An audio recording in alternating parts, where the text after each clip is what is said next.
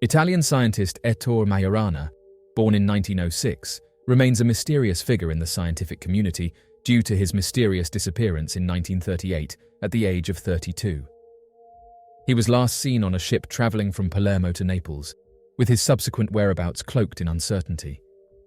Decades later, a photograph emerged from Argentina depicting Majorana, seemingly untouched by time and still appearing as he did in 1938.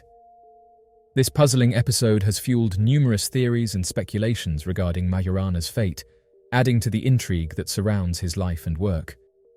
In the midst of circulating rumors regarding his demise, no concrete evidence surfaced until the year 2011. In March of that year, the Rome Attorney's Office initiated an investigation following a peculiar statement from a witness regarding an encounter with Majorana in Buenos Aires in the post-World War II era. During this alleged meeting, Majorana purportedly divulged significant scientific breakthroughs.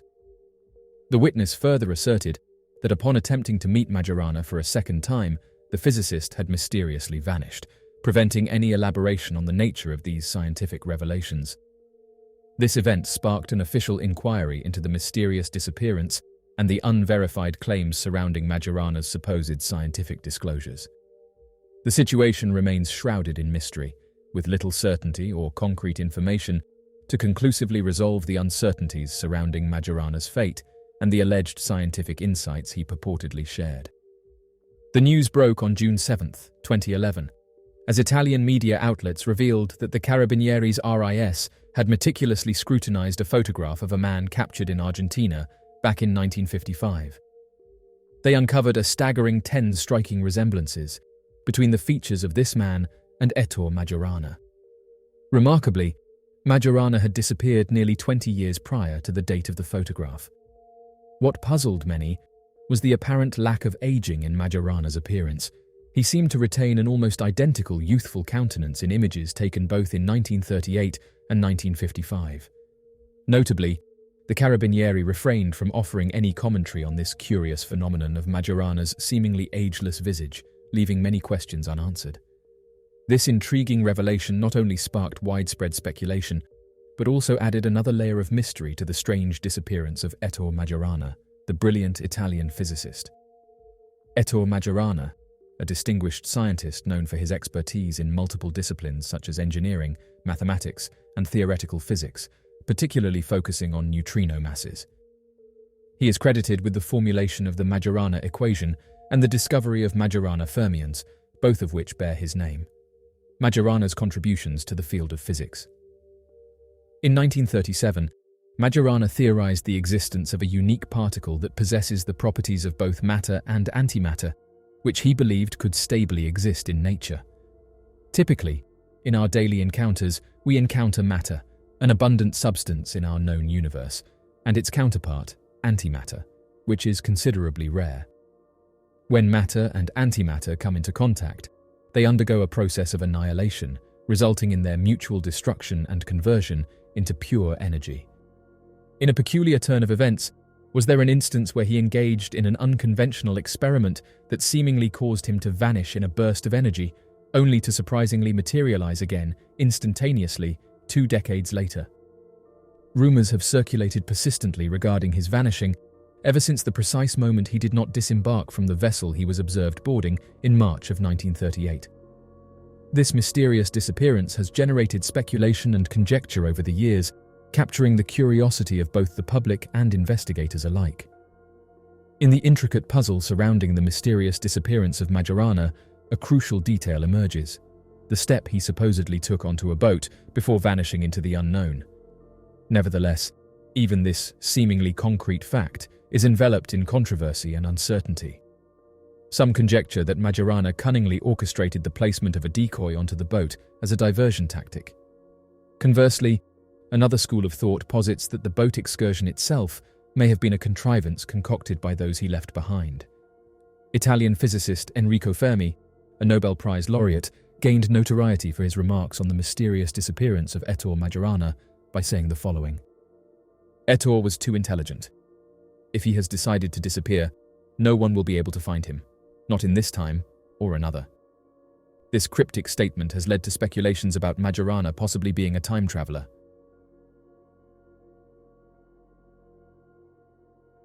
Iona Visc. It was the 17th of July 2010 in Spot, Poland. In the early morning light, 19-year-old Iona Visc makes a final call to her friend Adria. Earlier that night, the girls were out celebrating their completion of high school, attending a party not far from their home. Adria convinced Iona to leave and continue their partying at a nearby nightclub, Dream Club. Not long after midnight, they arrived at the club, along with 3 of Adria's male friends, Paul, Adrian and Mark. After an argument with the men, Iona stormed out, determined to walk the almost 4 miles home. Texts from her phone indicate she was angry her friend did not follow her out of the club after the argument. There were several calls made to Adria. The last one occurred at around 4 a.m, in which Adria had apologized for the incident at the club. Iona confessed she wasn't in a state to be seen at home, still drunk from all the partying. Adria informed Iona she would leave her keys outside of her apartment if she wanted to come to stay with her. CCTV easily tracked Iona's path, having been seen on several different cameras. Barefoot and alone, she headed towards the neighborhood that she and Adria lived in. Needless to say, Iona never arrived. Later that day, after awakening and finding her keys where she had left them, Adria contacted Iona's family to check that she had made it home. Although she was reported missing, authorities claimed Iona was capable enough to make it home and could have stayed at another friend's house. It was a week before the disappearance of Iona was taken seriously. During the last few seconds of the video captured of Iona, a man was seen walking behind her. He was possibly the last known person to see her alive. Even though his picture and sketches were widely circulated, no one ever stepped forward claiming to be the man. And he was never identified. In 2014, Adria and one of the men from the club were interviewed regarding the disappearance. Although both of them corroborated the time Iona left the club, neither of them could maintain eye contact with the camera.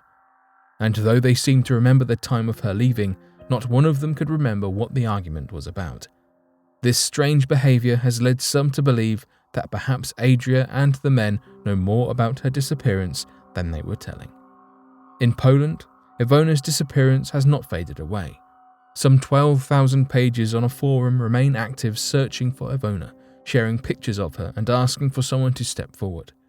Some fear she has been sold into human trafficking.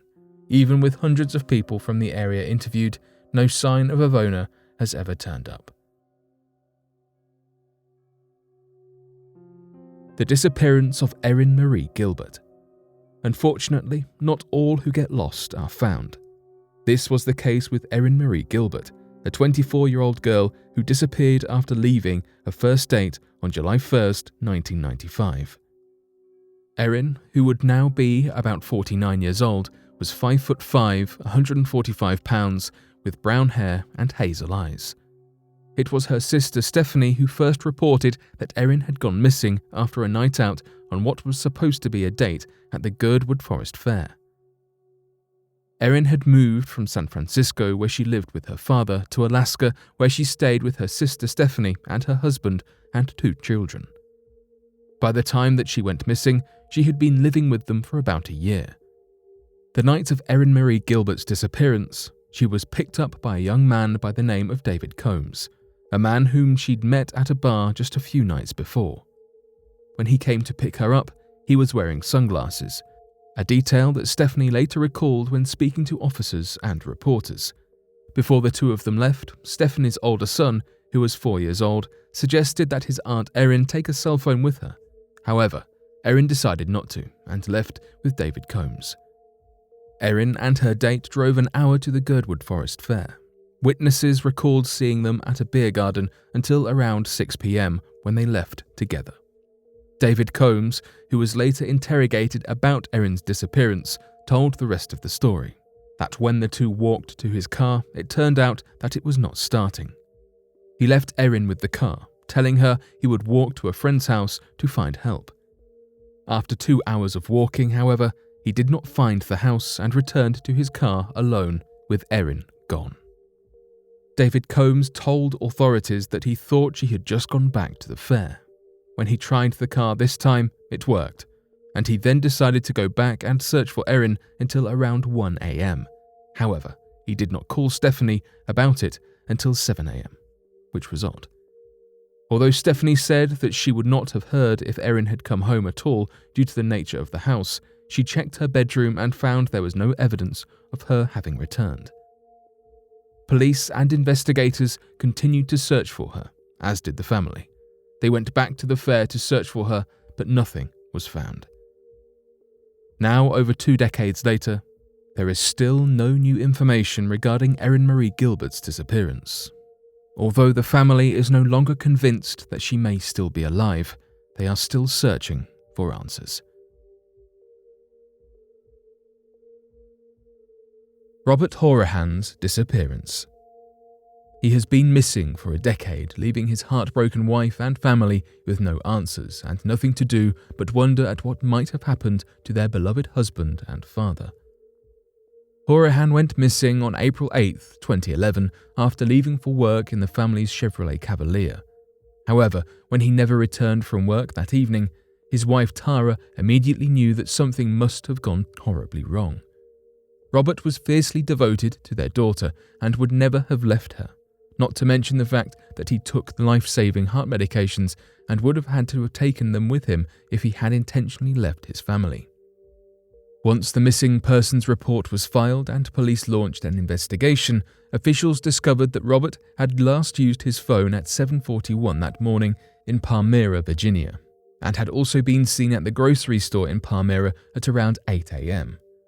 While not necessarily strange that he visited a grocery store before heading to work, what struck Tara as odd was the fact that Palmyra was the opposite direction from his work. Additionally, investigators discovered that Robert did not even have work the day that he left, and was supposed to meet with a friend instead, but he never showed up to the meeting. The case then went cold until his car was discovered in a parking lot in La Plata, Maryland, over 100 miles from Palmyra. The car contained some of his work tools and a work shirt, but his phone, as well as anything that could indicate where he might have gone, was missing. Video footage of the parking lot revealed nothing helpful, and it took so long for the car to be discovered that the footage of the car being parked had already been taped over, so officials do not even know exactly how long the car had been sitting in the lot. Since that day, no more leads have been discovered in the case. Police suspect foul play and hope that, since so much time has passed, there might be someone who knows something about the case who would come forward. Tara has had to spend the intervening years as a single mother raising a daughter who hardly even remembers her father, and the family has not even been able to receive closure in the case. The case is still open and ongoing, as officials hope to one day be able to offer a little bit of peace of mind to the family in the form of some answers as to what happened to Robert after he disappeared all those years ago.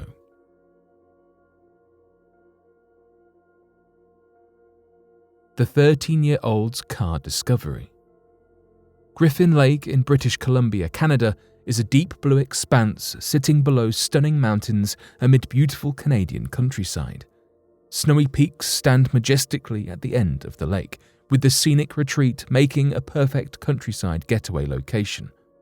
But in 2019, Griffin Lake became the subject of a mysterious discovery, one that had evaded Canadian police for nearly 30 years. Max Warenka was a normal 13-year-old boy from Alberta, Canada. He enjoyed the outdoors and had spent time in the past filming his adventures with his GoPro camera. In August 2019, Warenka had been out paddleboarding on Griffin Lake when he spotted something strange lurking below the surface. A group of people who had been staying in cabins on the lake shore also came to have a look, and they deduced that they were seeing the shiny underside of a car. Bemused as to what a car could be doing at the bottom of the lake, Warenka and his family reported the discovery to the police. After doing some Googling, the group realized that a group of 4 people had been rescued from a sunken vehicle in Griffin Lake in 2007, assuming that the car was simply left over from that. A pretty cool discovery nonetheless, but the Royal Canadian Mounted Police came to the lake to check it out anyway. When the police arrived, the presumed car did not appear so clearly. so the police asked Max to dive into the lake with his GoPro to see what he could find. Lo and behold, the car was still there, in full, and there was a human body in the driver's seat. It quickly became apparent that the car wasn't the one in the 2007 rescue, but one that had been at the bottom of the lake for potentially some time. The police divers team arrived a few days later and confirmed the body in the car. Analysis revealed that the body was that of Janet Farris, who had disappeared on her way to a wedding in the Griffin Lake area. Police were quick to rule out foul play and rather concluded that it was likely Janet swerved, trying to avoid an animal or something else, and lost control, spinning into the lake. Though the truth will never be fully known, for Janet's family, however, a welcome comfort to finally knowing where their relative was all this time. The disappearance of Keith Reinhard. The tiny village of Silver Plume in Colorado has a population of just over 200. It was the location solitude that enticed Keith Reinhard in 1988 to take a 3-month sabbatical from his job as a sports writer, leave his wife and family, and get some much-needed respite and work on his novel. Reinhard also saw the tiny village, which boasted mountainous areas, as an opportunity to overcome his lifelong fear of heights and get in better shape. When he arrived in Silver Plume, he leased a small shop to sell antiques and photographs to maintain him financially. It was then that Reinhard learned about the previous owner of the shop, a man called Tom Young, who on July 31st of the previous year went for a walk with his dog and never returned. A month into Reinhard's stay at Silver Plume, the bodies of Young and his dog were found propped against a tree in the wilderness. Both had been shot dead. Since Young had purchased a gun several days before he disappeared, the police ruled that Young had shot his dog and then committed suicide. However, local villagers who had known Young disputed the conclusion that Young would ever hurt his beloved dog. Rumours started to float around that something more sinister had occurred to Young. Reinhard was taken by the case and the similarities between himself and Young. Not only had they both at one point owned the same store, but if Young had killed himself, then both were going through troubled times. He decided to base the main character in his novel on an amalgamation of Young and himself called Guy Gibson. Reinhard's daughter, Tiffany, said that her father struggled to separate fact from fiction, and this possibly explains what happened next. 1 week after Young's body was found, Reinhard set off to climb to the top of the nearby Pendleton Mountain.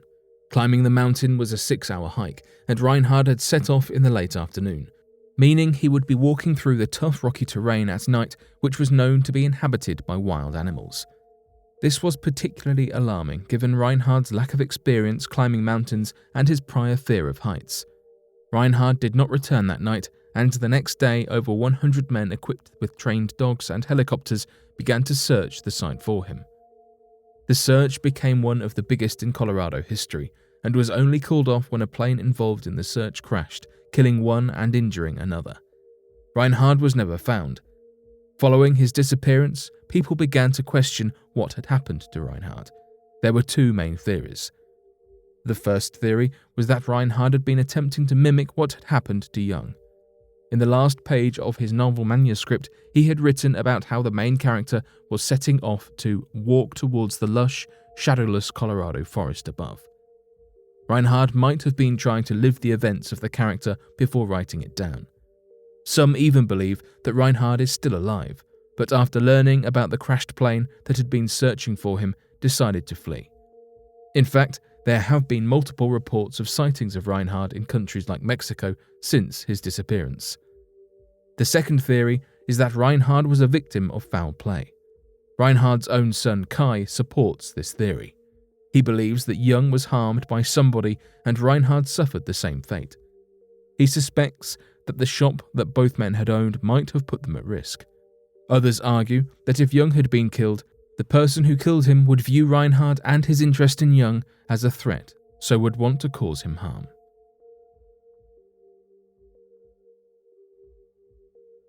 Theresa Gibson disappears from the Great Smoky Mountains. On October 8, 1976, Theresa Lynn Gibson, also known as Trenny, went on a field trip to the Great Smoky Mountains National Park. She travelled with 35 to 40 of her classmates from Bearden High School in Knoxville, Tennessee. Despite being surrounded with a group and other hikers, 16-year-old Trenny mysteriously disappeared from the park. The field trip was odd to begin with. There were almost 40 students, yet only one teacher to supervise them, plus the bus driver. According to some students, they were not even informed of their field trip destination until they arrived at the park. Only then did they find out that they would be hiking about 1.8 miles from Clingman's Dome to Andrews Bald, and then returning to the Forney Ridge Trail. When students began their hike, they split up into smaller groups based on their walking speed. Throughout the day, Trenny walked at different paces with various groups of classmates. However, at some point in the afternoon, she mysteriously vanished. She was last seen by classmates near Clingman's Dome at 3 p.m. They were hiking along a fairly steep trail with thick vegetation and sudden drop-offs. Apparently, she glimpsed something on the right side of the trail and left the path. That was the last time anyone saw her. Rescue teams began searching for her in the late afternoon. The weather and fall foliage made it difficult for search and rescue to use helicopters and inspect the trail. Instead, they used tracking dogs to pick up her scent. There were around 6 teams of bloodhounds and German shepherds that searched and picked up her scent near the juncture of the Clingman's Dome Trail and the Appalachian Trail. They followed her scent past Clingman's Dome Tower up until 1.5 miles from Newfound Gap. The scent then disappeared along the roadside. Multiple theories have arisen, and suspects investigated. Some believe Trenny was in Clingman's Dome observation tower while the initial search was being conducted because it was never inspected. Once the searchers left, she travelled to the roadside where she got into a car, either voluntarily or against her will. There are some reports of cigarettes and beer cans found along the roadside. Trenny's classmate, Robert Simpson, was implicated as a suspect since her hairbrush was discovered in his car, but police quickly dismissed the idea. Trenny's parents, Robert and Hope Gibson, informed the police of a previous break-in by a young man whom Mrs. Gibson shot at. After being shot, he threatened to hurt their daughter. Although the authorities investigated this man, there were no leads for them to follow. Searches were conducted extensively through October and then again from April 18th to May 5th, 1977, but to no avail. Searches resumed in 1981 as well, but they never found anything. Kim Pouncey, a friend of Trenny's, gave an interview in November 2017 for an episode of Appalachian Unsolved where she expressed her doubt of an abduction. She believes Trenny left of her own accord and had someone waiting for her in the park, that she had planned it because she wanted to leave and get away. After so many searches, the rangers of the national park were convinced that she was not in the park. Her body was never found. There are no current suspects, leads, or evidence. It's strange that a young girl could vanish while on a popular trail in the middle of the day surrounded by people. Whether she orchestrated her own disappearance or was kidnapped will remain a mystery.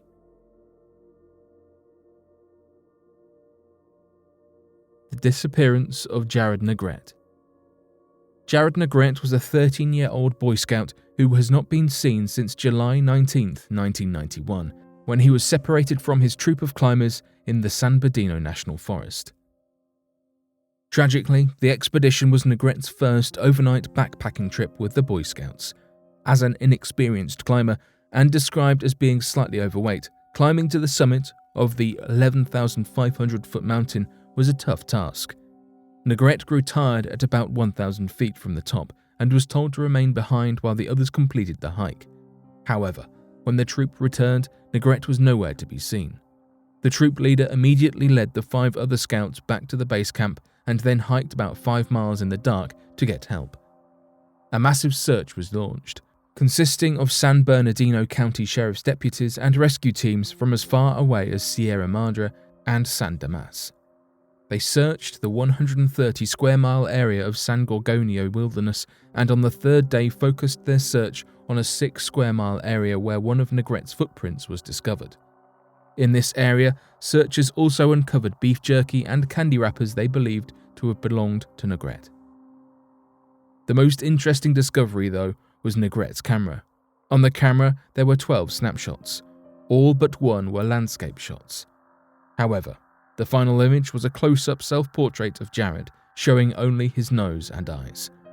The photograph had been taken using flash photography, and Nevet appeared terrified in the image. Some have even claimed to see a pair of eyes behind Nevet, as if he was using the camera to scare off a threat. It is believed that Nevet lost his life by succumbing to the elements or by suffering a fall down the mountain. But over 30 years later, there are no traces of remains of the boy, and Nevet's final moments remain unanswered. Stuart Isaac disappearance. Stuart Isaac disappeared in Yellowstone National Park on September 24, 2010. Stuart Isaac was a 48-year-old family man, native of the Republic of Palau in the Pacific. On September 6, 2010, he set out to enjoy a cross-country trip to Yellowstone National Park. He drove approximately 32 hours from his Burtonsville, Maryland home and began his solo camping trip. The last contact he made with his family was a simple note that he left, informing them of his planned trip. Isaac spent several weeks away from home, and it was not until September 24th that he was determined to be missing. We know that, on September 26th, Isaac's black 2009 Lexus was parked at Craig Pass without a single hiking trail nearby. His car was found by the National Park Service during a routine patrol of the area. The car, which sported a vanity license plate reading Belloc, was unlocked with the keys inside it. Whether Isaac had been the one to park the car here, or if he was even in the vehicle at this time, is entirely unknown. Craig Pass, where the vehicle was located, is a rather odd place for any car to be parked. Standing at an awe-inspiring elevation of 8,262 feet, it serves as a mountain pass on the Continental Divide. Located roughly 8 miles east of the Old Faithful Geyser, it is rather far from any moderately trafficked route on the Yellowstone National Park's Grand Loop Road. This unusual finding is what prompted local authorities to determine that Isaac was indeed missing. Upon finding Isaac's vehicle, a large-scale search ensued immediately. Authorities determined that Isaac could have been lost for a total of 20 days when the car was finally located, considering that no spotting of him had been reported since September 6th. The National Park Service enlisted the surrounding sheriff's departments and the California Air National Guard to assist in the search. Together, along with rescue dogs, volunteers, and helicopters, they combed through the nearby areas to find any evidence of Isaac. Not a sign was found. The last reported contact by Isaac was to a former high school classmate, Matsu Evans.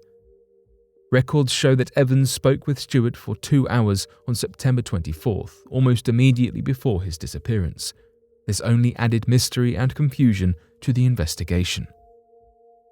The call was made at 6:30 p.m., according to her time zone in Guam, but this would have been roughly 3:30 a.m. in Isaac's time zone. Evans remarked that during their phone call, she felt something was off.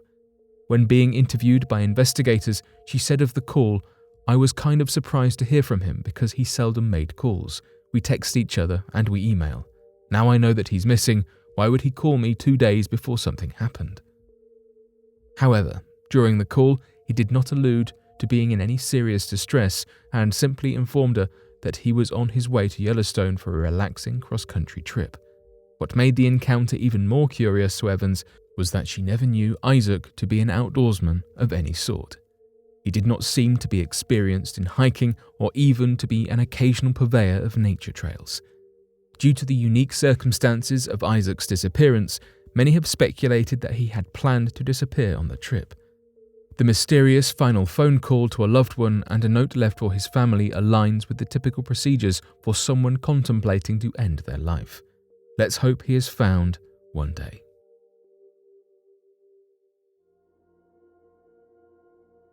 Sandra Johnson Hughes' disappearance. Sandra Johnson Hughes disappeared into the Sierra National Forest, located on the western slope of central Sierra Nevada in central California. She was last seen entering the Johnson Meadows on July 4, 2020. An extensive search ensued following her disappearance, but only more mystery was uncovered. Hughes was 54 years old when she moved from Hawaii to California a month before her disappearance. She began planning her camping trip as a way to enjoy nature and escape the confines of her home during everything that's currently happening. Before her trip, she was extensively trained in managing the wilderness as she trained to be a park ranger in college, making her disappearance all the more curious. Her family reported that they had last heard from her on June 26th. The search began on July 5th after Hughes's belongings were found in peculiar disarray. Her niece posted a call for help on Facebook encouraging others to help search for her aunt, stating that her campsite was found with her belongings and was quite disheveled. Things were thrown about all over, almost as if her car and belongings had been emptied out carelessly. Furthermore, her niece claimed that she would never leave her campsite a mess. Even a piece of litter on the ground would bother her. The Madera County Sheriff's Office then followed suit and openly asked the public to aid in the search for Sandra Hughes. Hughes was described as someone who liked to move around a lot. She had no children and was twice divorced, giving her the ability to uproot at a whim and live largely without restraint. There was a peculiar encounter on July 4th. It was reported that a group of hikers came in contact with Hughes. They claimed that she was walking barefoot, with a sizable bruise on her face. The hikers were rightfully concerned and offered her help, to which she declined. They insisted on providing some kind of medical assistance, but she again rejected their offer and continued on her path. Her family described her as someone who was very organized, making this behavior highly unusual and disturbing. On the 5th of July, there were more mysterious circumstances. Hughes's car was found lying in a creek that leads into Chiquito Lake. Authorities on the scene theorized that the vehicle was traveling at less than 20 miles per hour when it crashed into a tree and rolled into the ravine. This is extremely unusual for a crash. At such a low speed, it is hard to imagine why Hughes would have crashed headfirst into a tree. Typically, at this speed, the driver has great control over the vehicle. This finding led the search to intensify its efforts. Nearly a dozen separate sheriff's departments joined the effort, assisted by rescue dogs, volunteers, and helicopters from the California Air National Guard to locate Hughes. Together, they combed the forest, working day and night to find any sign of Sandra Hughes. None was found. The last sighting to reportedly see Sandra were two hunters passing through the woods near the Portuguese overlook. The men claimed they saw her leaning against a tree along Road 5S01 near Besaw Road. At the time, they did not recognize her, and it was only upon returning from their trip that they recognized her from a missing person flyer. The hunters remarked that she did not appear distressed or in need of assistance. However, upon seeing her picture from the missing person's flyer, they said that she was visibly thinner. We can only hope she returns home safely.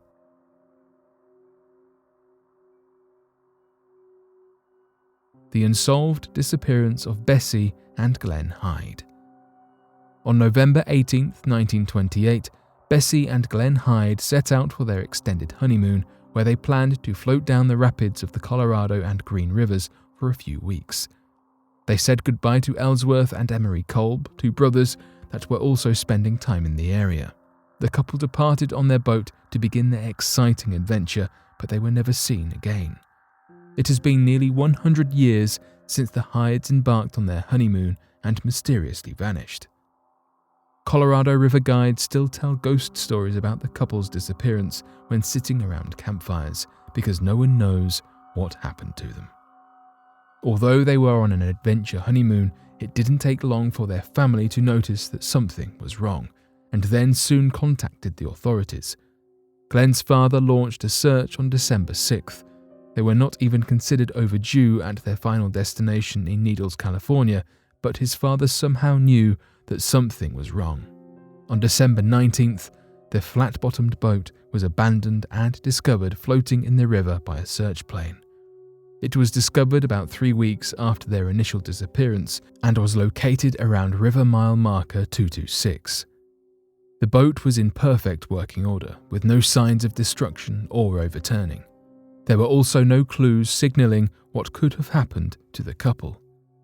Interestingly enough, the Hyde's gear and supplies were still found aboard the boat, securely strapped in and undisturbed. Authorities even found a camera on board with their last picture taken around River Mile 165 around November 27th. Search teams and investigators had trouble with this case because there were no signs of disturbance, technical difficulties, violence, or tracks leading away from the river. It was as if the couple simply vanished into thin air. Bessie did make a note in her journal, though, that they cleared River Mile 231, leading many to believe that they had at least made it past Mile 226, Diamond Creek, where they set up camp for a night. Additionally, Glenn was an experienced boatsman, having spent years operating and handling river rafts before their trip. He was considered an expert boat builder and managed their raft entirely on his own. He spent much of his life aboard rafts on the Snake and Salmon Rivers in Idaho. Although he was not a professional captain or entirely familiar with the surrounding area, he was not an amateur at risk of making simple yet fatal mistakes. The leading theory for their disappearance was that their journal was self-sabotage because the couple felt massive amounts of pressure from their friends and family. They intended to set a record for the speed and duration of their boat trip through the Grand Canyon. Plus, Bessie would become the first woman to boat the entire way through successfully. This pressure to do well and succeed could have caused them to either make mistakes or purposefully fail themselves. However, authorities found no evidence on the boat or surrounding areas to support and prove this theory.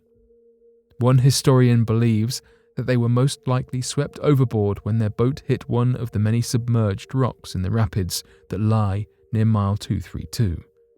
The granite rocks often capsize and damage ships, causing many accidents every year. The Hyde's boat, however, shows no sign of distress or damage from stones. In 1971, an older woman was sitting with a group of rafters in the Grand Canyon and announced she was the long-lost Bessie Hyde, having escaped the canyon after taking the life of her abusive husband, Glenn. After authorities contacted her, though, she recanted the statement and denied ever having said it. Famed river rafter Georgie Clark was speculated to be Bessie after she passed away in 1992, and authorities found some documents like Bessie and Glenn's marriage certificate in her possession. There were even skeletal remains discovered in 1976 that people assumed were Glenn's.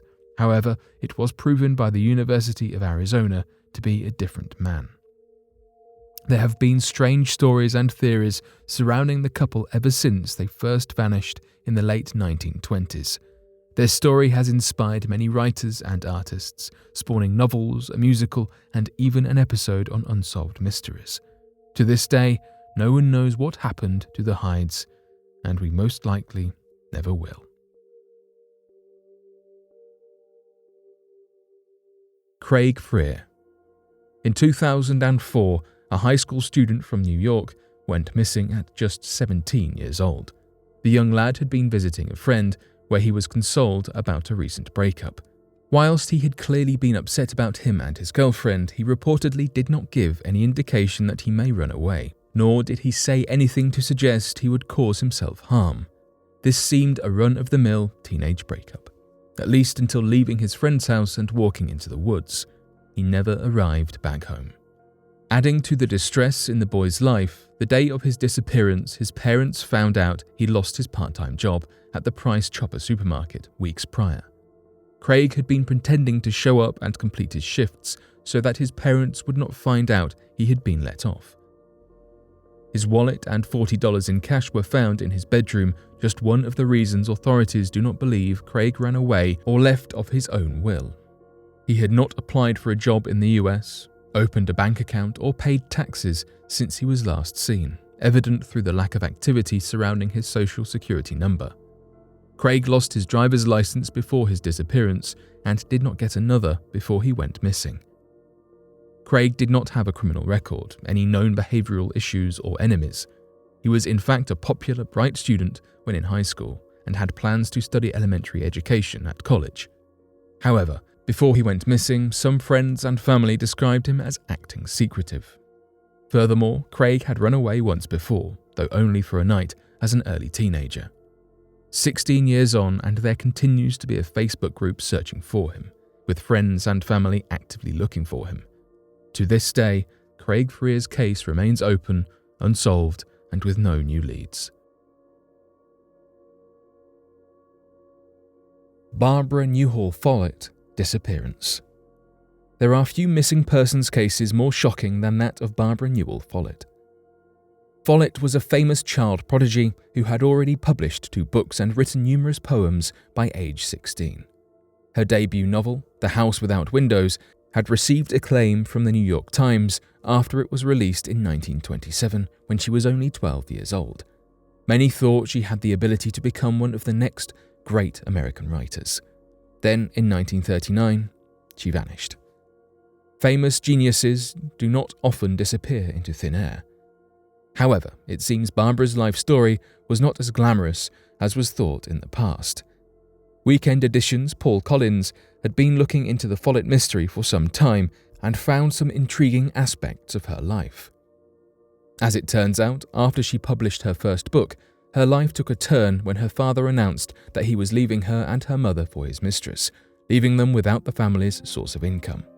This turn of events occurred just as the Great Depression had started. So this New York Times reviewed author was then left to desperately look for work in Manhattan as a typist. Barbara struggled to get her subsequent manuscripts published, and she wondered if her success could continue without the help of her editor father. During this period of professional unhappiness, she turned to personal pursuits, and in 1931 she fell for an outdoorsman, Nickerson Rogers. After a few years, she began to suspect that he was cheating on her, and she became depressed, antisocial, and even stopped writing. Then, in December of 1939, after a fight with Nickerson, she walked out of their apartment and disappeared without a trace. To this day, no one knows what really happened to Barbara. Perhaps she had grown disappointed with betrayals by the men she loved and vanished on purpose, or perhaps someone took her. We may never know. Her story had not even been covered by the press until more than 20 years after her disappearance because her husband had listed her unrecognizable married name in a missing person bulletin. Despite the unknowns, this story is an American tragedy, and Barbara's disappearance prevented the rest of the world from witnessing how far her talent may have taken her.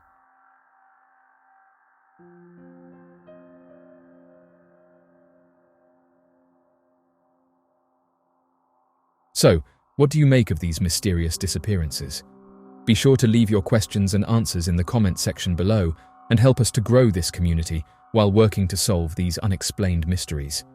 Thank you for watching, and don't forget to subscribe for more videos.